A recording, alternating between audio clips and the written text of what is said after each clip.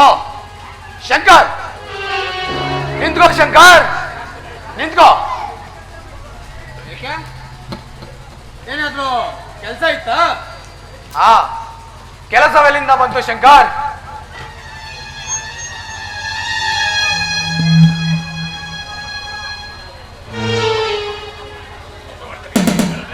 ಶಂಕರ್, ಕೆಲಸವೆಲ್ಲಿಂದ ಬಂತು ಶಂಕರ್? ಒಬ್ಬರು ಮಾಡಿದ ತಪ್ಪಿಗೆ ಇನ್ನೊಬ್ಬರು ಕಷ್ಟವನ್ನು ಅನುಭವಿಸ್ಬೇಕು ಅಂತ ನನಗೆ ತುಂಬಾ ವ್ಯಥೆ ಉಂಟಾಗ್ತಾ ಇದೆ ಶಂಕರ್. ವ್ಯಥೆ? ನಿಮ್ಮಂತವರಿಗೆ ವ್ಯಥೆಯಾಗುತ್ತೆಂದರೆ ಅದು ಸೋಜಿಗದ ಮಾತು. ಮಾಡಬಾರದ ಕುತಂತ್ರ ಮಾಡಿ ಮೊಸಳೆ ಕಣ್ಣೀರು ಹಾಕೋದನ್ನ ಚೆನ್ನಾಗಿ ಅಭಿನಯಿಸ್ತೀರ ನೀವು. ಶಂಕರ್, ಶಂಕರ್, ಹಿಂದೆ ನಡೆದದನ್ನ ಮರೆತು ಸುಮ್ಮನಿರು ಶಂಕರ್. ನಿಮ್ಮ ಮನೆಯಲ್ಲಿ ನಡೆದ ಮಾನ ಅಪವಾದಗಳಿಗೆಲ್ಲ ನನ್ನ ತಂಗಿ ಕಾರಣ ಅಂತ ಭಯ ಪಡ್ತಾ ಇದೆಯಾ? ನೋಡು ಶಂಕರ್, ನೀನು ನನ್ನ ಎದುರಿಗೆ ಬದುಕಿದ್ದು ಸತ್ತಂತಾಗಿದೆ. ಜಗನ್ನಾಥ, ಏನ್ ಹೇಳ್ತಾ ಇದೀಯಾ? ನಾನು ಬದುಕಿದ್ದು ಸತ್ತಂತೆ, ಬದುಕಿದ್ದು ಏನು ಪ್ರಯೋಜನವೇ?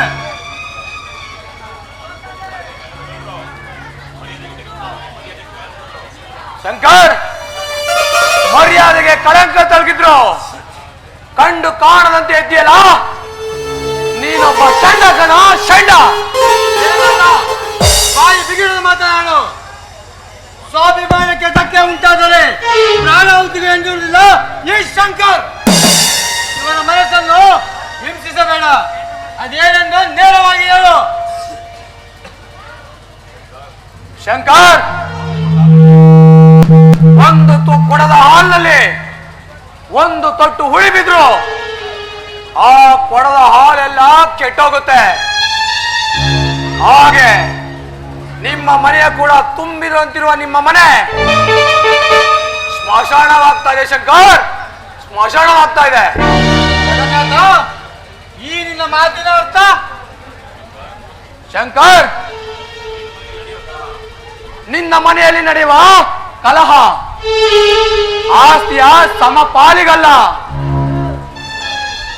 ಮದವೇರಿದ ಕಾಮದ ದಳ್ಳೂರಿಯನ್ನ ತೀರಿಸ್ಕೊಳ್ಳೋದಕ್ಕೆ.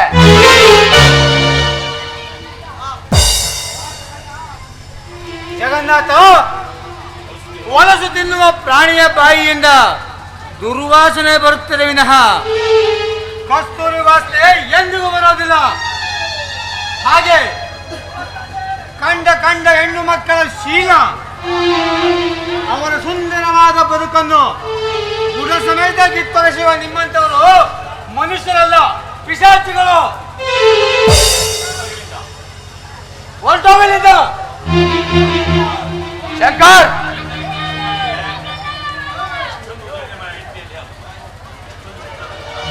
ಶಂಕರ್, ಇಷ್ಟೊಂದು ಉದ್ಘಟತನದಿಂದ ಹೆಂಡತಿಯ ದೇಹಾಲಿಂಗ ಸುಖವನ್ನ ಇನ್ನೊಬ್ಬರಿಗೆ ಕೊಟ್ಟು ನಪಂಸಕ ಗುಣವುಳ್ಳ ನೀನೊಬ್ಬ ಗಂಡಸೇನು? ಜಗನ್ನಾಥ, ಹೊರಗಡೆ ಬಂದ ನಿನ್ನ ನಾಲಿಗೆಯನ್ನು ಸೀಳಿ ನನ್ನ ಹೆಂಡತಿ ಮಾಲಿಗೆ ಚಪ್ಪಲಿ ಹಾಕಬೇಕಾದ. ಮೆಚ್ಚಿದ ಶಂಕರ್, ಮೆಚ್ಚಿದ ನಿನ್ನ ಧೈರ್ಯಕ್ಕೆ. ಗರತಿ ಎಂದು ತಿಳಿದು ಮಹಾಸತಿ ಅನಸೂಯನ ಪಟ್ಟವನ್ನು ಕಟ್ಟಿ ಕಟ್ಟಿಗೆ ಹೊರೆ ಹೊತ್ತು ಹೆಂಡತಿ ತಮ್ಮನನ್ನ ಸಾಕ್ತಾ ಇದೆಯಲ್ಲ, ನಿನ್ನ ಮಂಕು ಬುದ್ಧಿಗೆ ಏನ್ ಹೇಳಬೇಕು ಅಂತ ನನಗೆ ಗೊತ್ತಾಗ್ತಾ ಇಲ್ಲ. ಜಗನ್ನಾಥ, ನಾಯಿ ಏಸಿಗೆ ತಿನ್ನುತ್ತದೆ ಎಂದು ತಿಳಿದು ಚಿನ್ನದ ಪಂಜರದಲ್ಲಿರುವ ಗಿಳಿಯು ಎಂದಿಗೂ ಏಸಿಗೆ ತಿನ್ನೋದಿಲ್ಲ. ಅದೇನು ಹೇಳಿ ಜಗನ್ನಾಥ? ಶಂಕರ, ನಿನಗೆ ನಾನೇನು ಹೇಳಿದ್ರು ಅದು ನಿನಗೆ ರುಚಿ ಅಲ್ಲ. ಅನುಭವಿಸು, ಅನುಭವಿಸು. ನಾನು ನನ್ನ ಮನೆಯಲ್ಲಿ ನಡೆಯುವ ಆ ದುರ್ಘಟನೆ ಏನೆಂದು ಹೇಳು. ಮಧ್ಯಾಹ್ನದ ಉರಿಬಿಸಿನಲ್ಲಿ ಸಂತಾಪಗೊಂಡ ನಿನ್ನೊಡಲು ನಿನ್ನ ಹೆಂಡತಿಯ ಮುಖವನ್ನು ನೋಡಕ್ಕೆ ತೋರಿತಾರೆ ಮೊದಲ್ವಾ? ಅದಕ್ಕಾಗಿ ನೋಡು ಜಗನ್ನಾಥ್, ಬೆಂಕಿಯ ಕೆಂಡವನ್ನು ಮಡಿಲಲ್ಲಿಟ್ಟುಕೊಂಡು ಜೀವಿಸುವುದಕ್ಕಿಂತ ಆ ಬೆಂಕಿಯನ್ನೇ ಚೆಲ್ಲುತ್ತೇನೆ. ಅದೇನೆಂದು ನೇರವಾಗಿ ಹೇಳು. ಇಂಪಾಸಿಬಲ್. ಅದು ನಿನ್ನಿಂದಾಗದ ಕೆಲಸ. ಜಗನ್ನಾಥ, ಅದೇನೆಂದು ನೇರವಾಗಿ ಹೇಳು. ಸಾಧ್ವಿ ಸತಿ ಎಂದು ತಿಳಿದ ನಿನ್ನ ಹೆಂಡತಿ ಸಾವಿತ್ರಿ ಮಗನ ಸಮಾನನಾದ ಆ ಬಸವರಾಜನೊಂದು ಕೊಡಿ ನಿನ್ನ ಮನೆಯಲ್ಲಿ ರತಿಕ್ರಿಯೆ ಮಾಡ್ತಿದ್ದಾನೆ.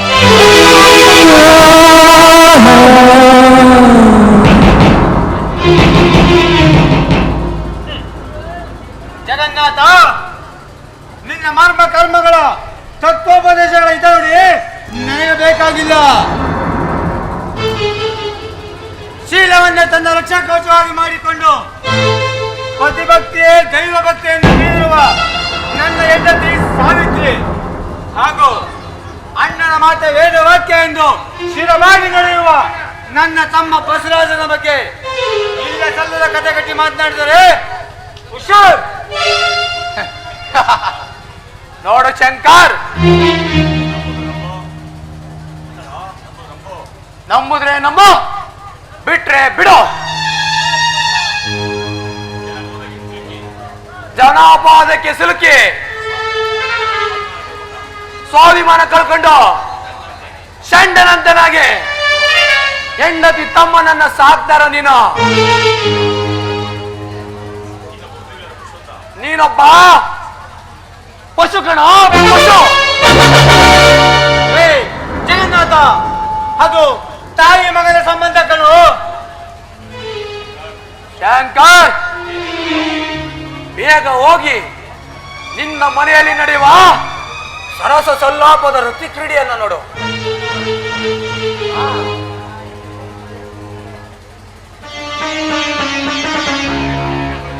ಜಗನ್ನಾಥ ಹೇಳ್ತಾ ಇರೋದು ನಿಜವಿರ್ಬೋದಾ, ಅಥವಾ ಇವನೇ ನನ್ನ ಹೆಂಡತಿಯ ಮೇಲೆ ಕಣ್ಣಿಟ್ಟು ಆ ಕಾರ್ಯ ನೆರವೇರದೇ ಇದ್ದಾಗ ಈ ರೀತಿ ಕತೆ ಕಟ್ಟಿರುವುದ? ಒಂದು ತಿಳಿತಿಲ್ಲ. ಅಯ್ಯೋ,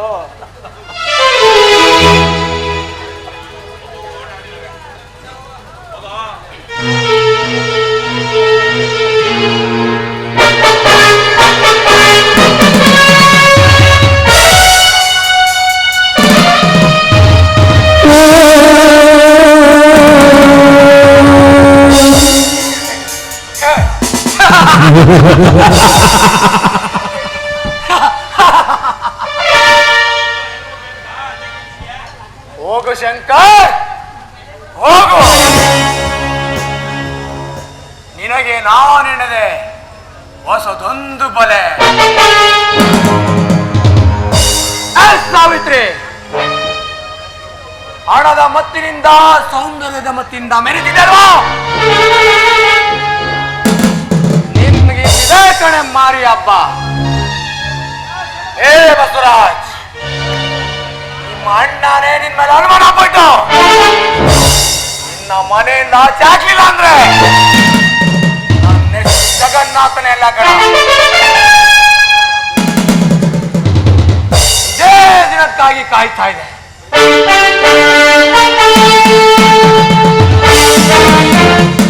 ಈ ಜಗನ್ನಾಥನ ಎದುರುಗೊಂಡರು ಇಲ್ಲಿವರೆಗೂ ಉಳಿದಿಲ್ಲ, ಉಳಿಯೋಗೂ ಬಿಟ್ಟಿಲ್ಲ. ವಿಶ್ವವಿರುವ ಸರ್ವ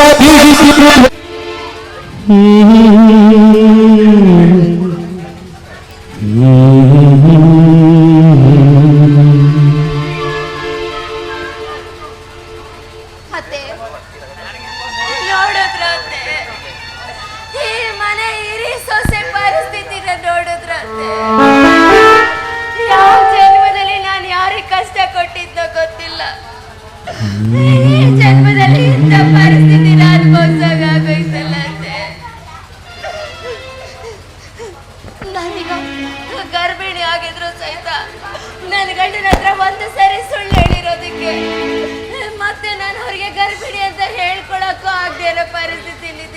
ಇನ್ನು ಎಷ್ಟು ದಿನ ಅಂತ ಈ ವಿಚಾರಗಳನ್ನ ಮುಚ್ಚಿಟ್ಕೊಂಡು ಬದುಕೋದಿಕ್ಕಾಗುತ್ತೆ? ನಾನ್ ತಾಯಿ ಆಗ್ತಿರೋದನ್ನ ತಿಳ್ಸಕ್ಕಾಗದೇ ಇರೋ ಪರಿಸ್ಥಿತಿಲಿ ಇದ್ದೀನಲ್ಲ ಅತ್ತೆ.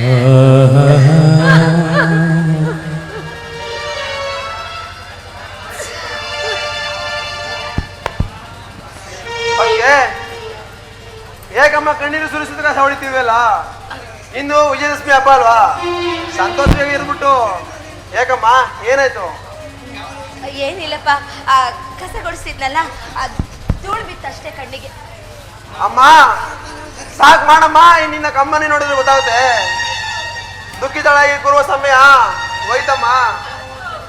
ಅರ್ಜುನ ಗೌರವನಿಗೆ ಬಂದಿದ್ದು ಇದೇ ದಿನ. ಈ ದಿನ ನಿನ್ ಮೈದುನ ನೌಕರಿ ಪಡ್ಕೊಂಡ್ ಬಂದಿದ್ದಾನಮ್ಮ. ಅಪಾಯಿಂಟ್ಮೆಂಟ್ ಆರ್ಡರ್ ತಗೊಂಡು ಅರಸಮ್ಮ ಜೈಸಾಲಿ ಆಗಲಿಂದು. ನೌಕರಿ ಸಿಕ್ತಾ? ಯಾವ ನೌಕರಿ ಸಿಕ್ತಪ್ಪ? ಸ್ಕೂಲ್ನಲ್ಲಿ ಪಾಠ ಮಾಡುವ ಶಿಕ್ಷಕನ ನೌಕರಿ ಸಿಕ್ತದಕ್ಕೆ. ರಾಷ್ಟ್ರನೇ ಬದಲಾಯಿಸು ಶಕ್ತಿ ಇರೋ ಶಿಕ್ಷಕನು ವೃತ್ತಿ ನಿನಗೆ ಸಿಕ್ಕಿದ್ಯಲ್ಲ, ಅದೇ ಸಂತೋಷಗಳು. ಅಂತಿಮ ವಿಜಯದಶಮಿ ಪತ್ರೆ ಕೊಟ್ಟು ಬಾಯಿ ಸಿಹಿ ಮಾಡ್ಕೊಂಡು ಸಂತೋಷವಾಗಿರಪ್ಪ.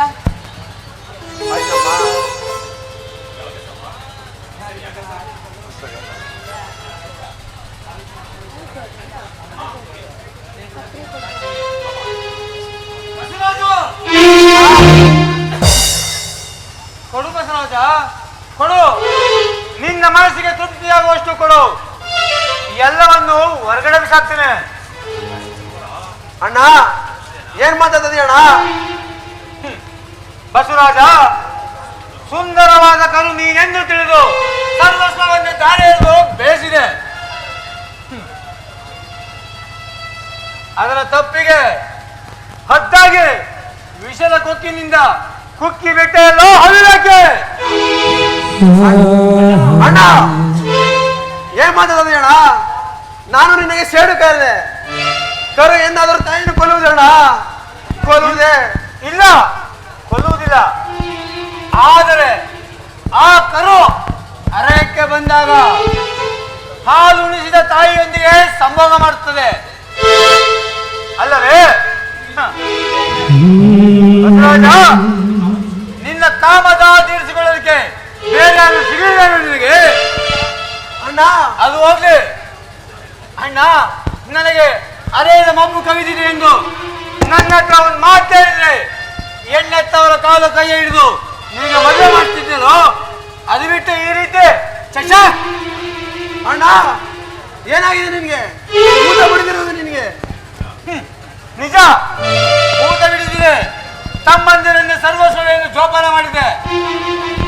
ಅವರಿಂದಲೇ ಹೃದಯದ ಒಂದು ಭಾಗವನ್ನು ಕಳೆದುಕೊಂಡ ತಪ್ಪಿಗೆ ಊಟ ಹಿಡಿದಿದೆ. ನಿಜ. ಯಾಕ್ರಿ ಯಾಕ್ರಿ ಏನೇನೋ ಮಾತಾಡ್ತಿದ್ದೀರಾ? ತಮ್ಮಂದಿರ ಸರ್ವಸ್ವಾದ ತಿಳ್ಕೊಂಡಿರೋರು ಈಗ ಅವ್ರ ನಡುವೆ ಮತ್ಸರ ಕಂಡಿದ್ದೀರಲ್ರಿ, ಏನಾಗಿದೆ ನಿಮ್ಗೆ? ಸಾವಿತ್ರಿ, ಬಸವರಾಜ ನಿಂಗೆ ಏನಾಗಬೇಕು?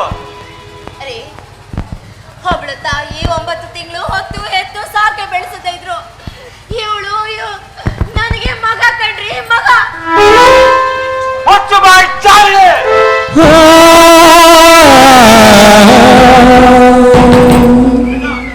ಅಣ್ಣ ನನ್ನ ಹತ್ತಿಗೆ ಚಾಲನೆ ಅಂತೀಯ? ಈ ಮಾತನ್ನು ನೀನಾಗದೆ ಬೇರೆ ಯಾರಾದ್ರೂ ನೋಡಿದ್ರೆ ಒಡಲು ಸೀಳು ಹೊರ ತೆಗೆದು ಕೊಟ್ಟಾಗ್ತಿದ್ದೆ. ಆದ್ರೆ ಕಟ್ಟಿಗೆ ಹೊರೆ ಹೊತ್ತು ಇಲ್ಲಿವರೆಗೂ ನಮ್ಮನ್ನು ಜೋಪಾನ ಮಾಡಿದ ಕರುಣಾಮಯ ಮೂರ್ತಿ ನೀನು ತಿಳಿದು ಬೇಡಿಕೊಳ್ಳಬೇಡ ಅಣ್ಣ. ಈ ಆಸ್ತಿಯ ಸಮಪಾಲು ನಮ್ಗೆ ಬೇಕಾಗಿಲ್ಲ ಅಣ್ಣ. ಆದ್ರೆ ಈ ನಿರ್ಭಾಗ್ಯ ಕೇಳುವ ಒಂದೇ ಒಂದು ಬೇಡಿಕೆಯನ್ನು ಈಡೇರಿಸ್ಕೊಳ್ಳೋಣ, ಈಡೇರಿಸ್ಕೊಳು. ಗಂಡ ಹುಚ್ಚನಾದರೂ ಪತಿಭಕ್ತಿಯ ತನ್ನ ಸರ್ವಸ್ವವೆಂದು ಪತಿ ಪೂಜೆ ಮಾಡಿ ಪರಮೇಶ್ವರನನ್ನು ಒಲಿಸಿಕೊಂಡ ರೆಡ್ಡಿ ವಂಶದ ಕಳಸ ಹೇಮರೆಡ್ಡಿ ಮಲ್ಲಮ್ಮನ ಪ್ರತಿರೂಪ ನಾಯಿ ನನ್ನ ಹೊತ್ತಿಗೆ. ಪತಿ ಮಡಿದಾಗ ಸಾಕ್ಷಾತ್ ಯಮಧರ್ಮನನ್ನು ಹಿಂಬಾಲಿಸಿ ಗಂಡನ ಪ್ರಾಣವನ್ನು ಮರಳಿ ಪಡೆದ ಸತಿ ಸಾವಿತ್ರಿಯಂತೆ ಪ್ರತಿಭಕ್ತಿ ಉಳ್ಳವಳ ನಾಯಿ ನನ್ನ ಹೊತ್ತಿಗೆ. ಇಂಥವಳಿಗೆ ಜಾರಿಣಿ ಎಂದು ಹೇಳ್ಬೇಡಣ, ಹೇಳ್ಬೇಡ. ಕತ್ತಿನೋಣ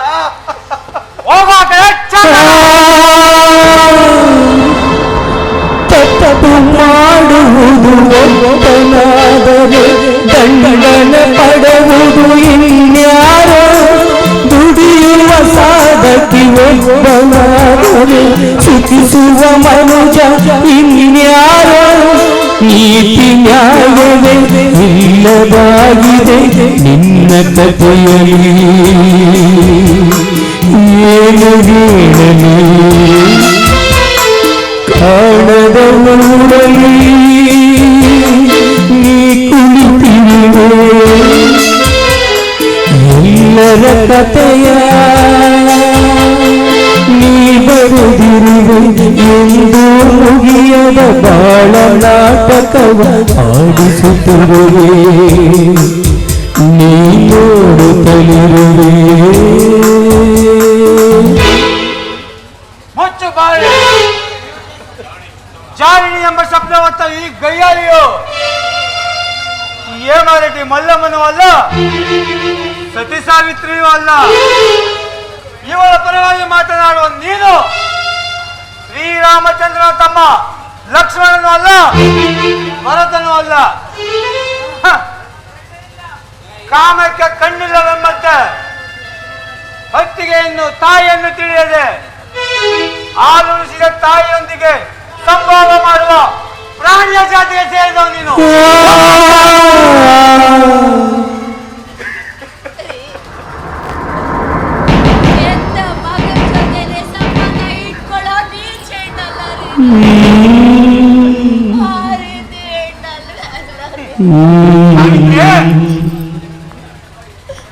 ಕಣ್ಣೆದುರಿಗೆ ಕೊರಳಿಗೆ ಹೂಮಾಲೆ ಹಾಕುವ ನೆಪದಲ್ಲಿ ಮೈಕೈ ಸ್ಪರ್ಶಿಸಿ ಆನಂದಿಸುವಷ್ಟರಲ್ಲಿ ನಾನು ಮಧ್ಯ ಬಂದು ನಿಮ್ಮ ಆಸೆಗೆ ಅಡ್ಡಿಪಡಿಸಿದರೆ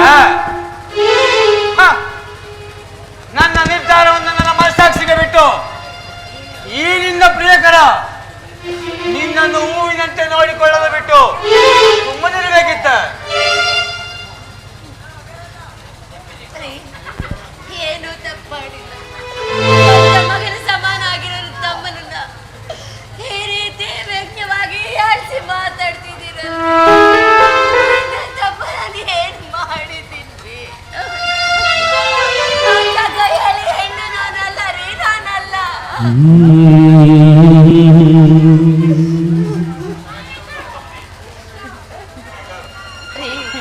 ಅಗ್ನಿ ಸಾಕ್ಷಿಯಾಗಿ ನಿಮ್ಮ ಕೈಯಿಂದ ಕರ್ಣಿಗೆ ಮಾಂಗಲ್ಯ ಕಟ್ಟಿಸ್ಕೊಂಡು ಸಪ್ತಪತಿಯನ್ನು ತುಳಿದು ಜೀವನ ಪೂರ್ತಿ ಜೊತೆಗಿರ್ತೀನಿ ಅಂತ ಹೇಳಿದ ಮಾತು ನೆನಪಿಲ್ವೇನ್ರಿ? ಒಮ್ಮೆ ಅದನ್ನ ನೆನಪಿಸ್ಕೊಳ್ಳಿ. ಸಪ್ತಪದಿ ಸಪ್ತಪದಿ ಎಂದರೆ ಏನು? 7 ಹೆಜ್ಜೆಗಳು. ಸತಿಪತಿಗಳ ನಡುವೆ ಶೀಲವೆಂಬುದು ಒಂದು ವಸ್ತು. ಆ ವಸ್ತುವೇ ಮಾನವನ ಸರ್ವಸ್ವ. ಅದುವೇ ಇಲ್ಲದೆ ಹೋದಾಗ ತೆಗೆದುಕೋ ನೇಣಿಗೆ ಅಕ್ಕ ಎಂಬುದರ ಅರ್ಥ ಅದು. ಹೊರಟೋಗಿನಿಂದ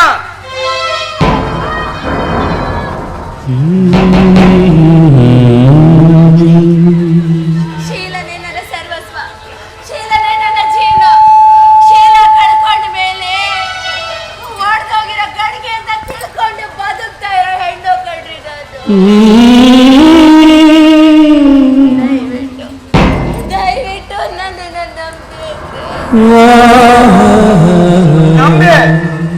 ನಂಬಿಯೇ ನಾನು ಕೆಟ್ಟಿದ್ದು. ಆ ನಂಬಿಕೆ ಹತ್ತಿಗೆಯನ್ನು ಎತ್ತ ಮಂದಿನ ತಿಳಿಯದೆ ಕಾಮ ಕ್ರೀಡೆಗೆ ಪ್ರಚೋದಿಸುವಂತೆ ಮಾಡಿದ್ದು. ಆ ನಂಬಿಕೆಯೇ ವೈದ್ಯನೊಂದಿಗೆ ಲಲ್ಲೆ ಹಾಗೆ ಮಾಡಿದ್ದು. ಆ ನಂಬಿಕೆ ಇಂದು ಆತ್ಮಹತ್ಯೆಗೆ ತಂದು ನಿಲ್ಲಿಸಿದೆ. ಅಣ್ಣ ಸಾಕು ನಿಲ್ಸು, ನೀನು ನುಡಿಯಬೇಡ.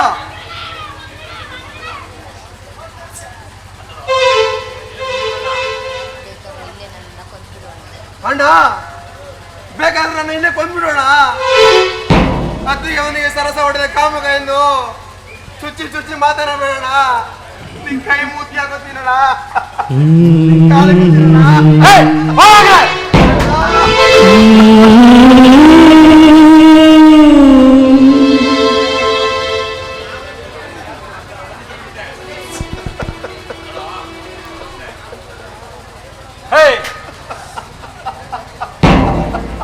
ಸಮುದ್ರದಂತೆ ಸಾಗಿದ ಸಂಸಾರವೆಂಬ ಅಡಗಿಗೆ ಬಂದೊಳೆದ ಚಂಡಮಾರುತ ನೀನು.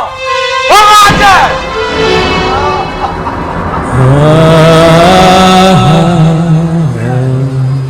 ಅಣ್ಣ ಸಾಕ್ ಮಾಡೋಣ ಈ ನಿನ್ನ ರಾಕ್ಷಸ ಕೃತ್ಯವನ್ನ.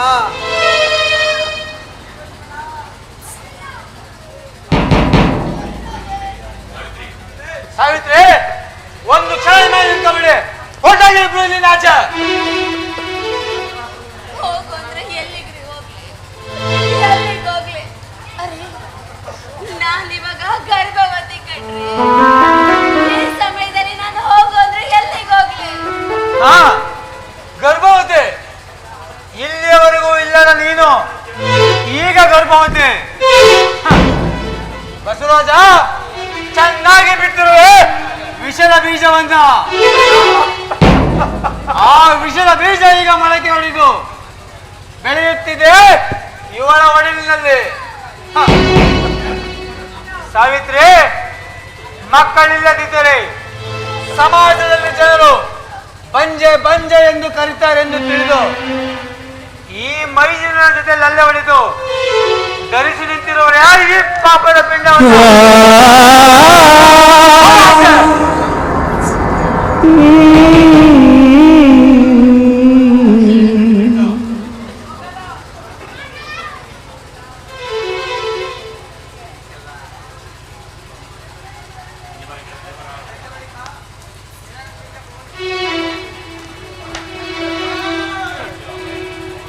ಬಸವರಾಜ, ಚಿಕ್ಕಂದಿನಿಂದ ತೊಡೆಯ ಮೇಲೆ ಆಡಿ ಬೆಳೆದ ನೀನು ನನ್ನ ಹೆಂಡತಿಯ ಪ್ರಿಯಕರ. ಪಾಪೆ,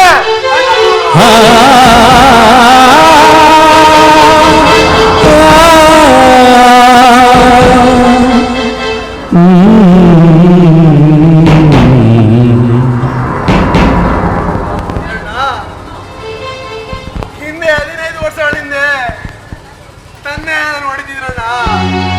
ಆದ್ರೆ ಈಗ ಆ ಸ್ಥಾನದಲ್ಲಿ ನಿಂತ್ಕೊಂಡು ನೀನು ಹೊಡಿತಾ ಇದೀರಣ್ಣ. ನೀನು ಹೊಡೆದ ಬೆಲ್ಟು ನನಗೇನು ಮಾಡೋದಲ್ಲಣ್ಣ. ಆದ್ರೆ ಅದ್ರಿಗೆ ಒಂದಿಗೆ ಸರಸ ಹೊಡೆದ ಕಾಮುಕ ಎಂದು ಚುಚ್ಚಿ ಚುಚ್ಚಿ ಮಾತನಾಡಬೇಡಣ್ಣ.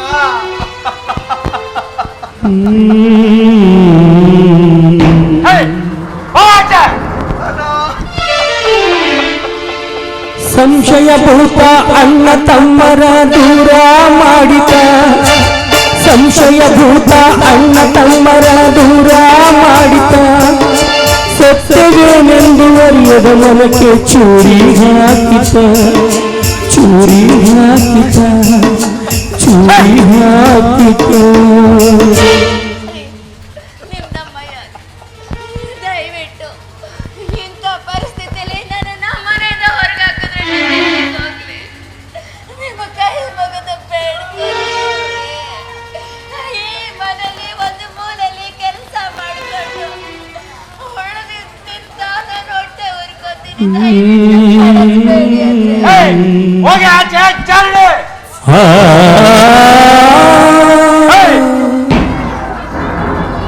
ಹೃದಯದ ಒಂದು ಭಾಗವೆಂಬಂತೆ ತವರನ್ನೇ ನೆನಪಿಸಿದಂತೆ ಸಂಸಾರ ಮಾಡಿದ ಮನೆತನದ ಗೌರವವನ್ನು ಹಾಳು ಮಾಡಿದ ಪಾತಗೆ ನೀನು ಒಂದು ಕ್ಷಣದಲ್ಲಿ ನಿಂತಬೇಡ.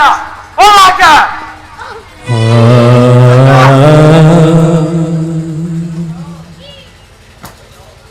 ಶಂಕರ್, ನೀನ್ ನೆನೆ ಹೊಡೆದಂತೆ ಈ ಪರಮಪತಿರದ ಮೇಲೆ ಕೈ ಎತ್ತಿದರೆ ನೀನ್ ಎತ್ತಿದ ಬೆಲ್ಟ್ ಬೆಲ್ಟ್ ಆಗದೆ ನಿನ್ನ ಮುಂಬಾಳಿಗೆ ನೇಣುವಾಗ ಹೋಯ್ತು. ಎಚ್ಚರ.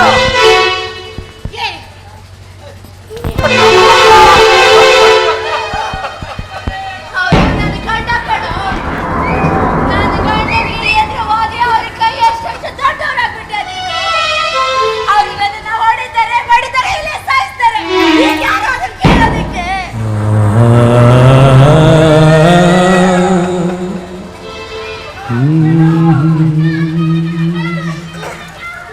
ನೋಡಿದೀರಾ ನೋಡಿದೀರಾ ಹೆಣ್ಣು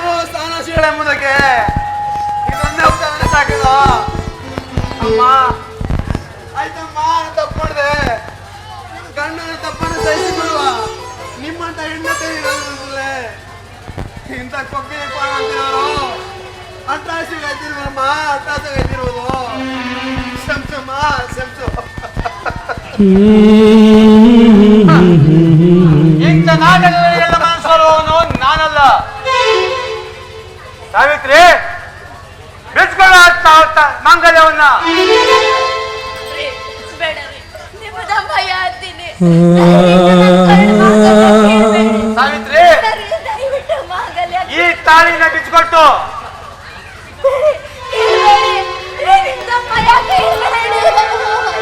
ತಾಳಿ ತಾಳಿ ಚಿನ್ನದ ತಾಳಿ ಹೆಣ್ಣಿನ ಬಾಳಿಗೆ ಇಡುವೆ ಬೇಡಿ, ಓ ಹೆಣ್ಣಿನ ಬಾಳಿಗೆ ಇಡುವೆ ಬೇಡಿ.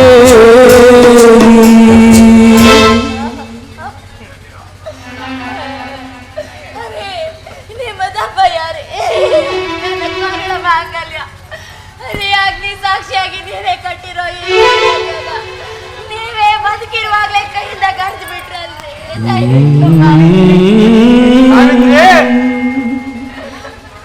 ಈ ನಿನ್ನ ಪ್ರಿಯಕರನ ಜೊತೆ ಮತ್ತೊಮ್ಮೆ ಮರುಮದುವೆ ಮಾಡಿಕೊಂಡು ಎಲ್ಲಾದರೂ ಸುಖವಾಗಿ ಬಾಳಿ ಹೋಗಿ.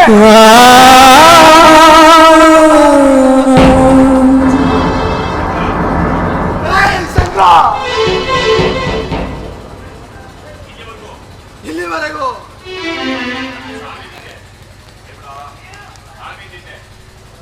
ಶಂಕರ ಇಲ್ಲಿವರೆಗೂ ತಾಳ್ಮೆಯಿಂದ ಇದೆ. ಆದ್ರೆ ಈಗ ನಿಮ್ಮ ಮಾಂಗಲ್ಯಕ್ಕೆ ತೊಗೊಂಡಿದೆಯಲ್ವಾ, ನಾನು ಹೇಳೋ ಮಾತನ್ನು ನೆನಪು ಇಟ್ಕೋ.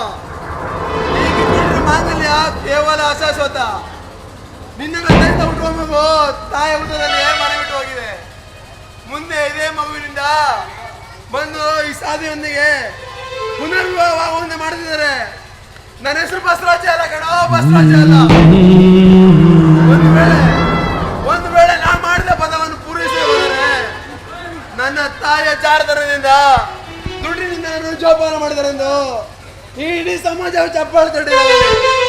ಶಂಕರ್, ಬರುತ್ತೀನಿ. ನಿನ್ನ ಮಗುವಿನೊಂದಿಗೆ ಬಂದು ನಿನ್ನ ಮದುವೆ ಮಾಡಿಸಿ ಮಗ ತನ್ನ ಮಾಂಗಲ್ಯವನ್ನು ನಿರೂಪಿಸುತ್ತೇನೆ. ಬನ್ನಿ ಅದಕ್ಕೆ. ಇಷ್ಟೆಲ್ಲ ಆದ್ಮೇಲೆ ಒಂದು ಕ್ಷಣ ಬನ್ನಿ. ಹೋಗೋ ಮೊದಲು ಕೊನೆಯದಾಗಿ ನನ್ನ ನಮಸ್ಕಾರನಾದ್ರೂ ಸ್ವೀಕರಿಸಿ ಆಶೀರ್ವಾದ ಮಾಡಿ. ಸಾವಿತ್ರಿ, ಈ ಮಾಂಗಲ್ಯವನ್ನು ಕೊರಳಿಟ್ಟುಕೊಂಡು ಸುಮಂಗಲ್ಯರಂತೆ ನಾಟಕವಾಡಿ ಮೈದೂರಿನ ಜೊತೆ ಲಲ್ಲೆ ಹೊಡೆದು ನನ್ನ ಕಣ್ಣೆತ್ತಿಗೆ ಮಣ್ಣೆರ್ಸಿದೆಯಾ? ಒಂದು ಕ್ಷಣ ನೀನು ಬರಲು ನಿಂತಬೇಡ.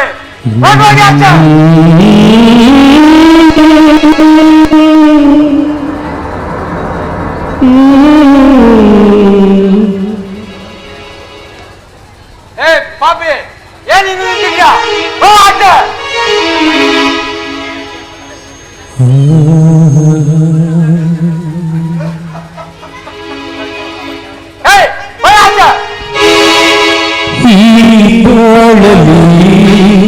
ಶಾಂತಿಯಲ್ಲಿದೆ ಬಿರುಗಾಳಿಯೇ ಬೀಸಿದೆ,